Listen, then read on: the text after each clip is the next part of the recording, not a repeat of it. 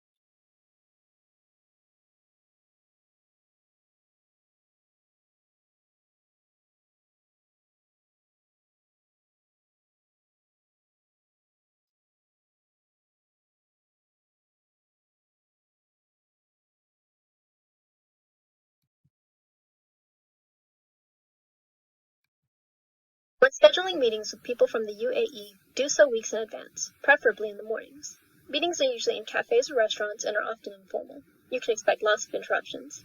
Meetings within the office do occur as well. Regardless, being punctual is very important. If the meeting is being held at a person's home, remove your shoes in the designated location before entering. Once the meeting is established and everyone has come together, be sure to offer tea or coffee while you and your guests are sitting down as a sign of respect. At this time, you may exchange business cards.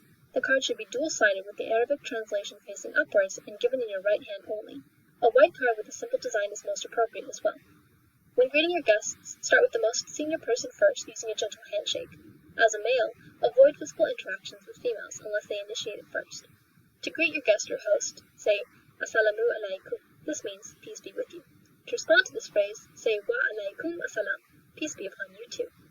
If you are ever offered anything, be sure to accept it. You don't have to finish what is offered, such as food, but you shouldn't deny your host's generosity.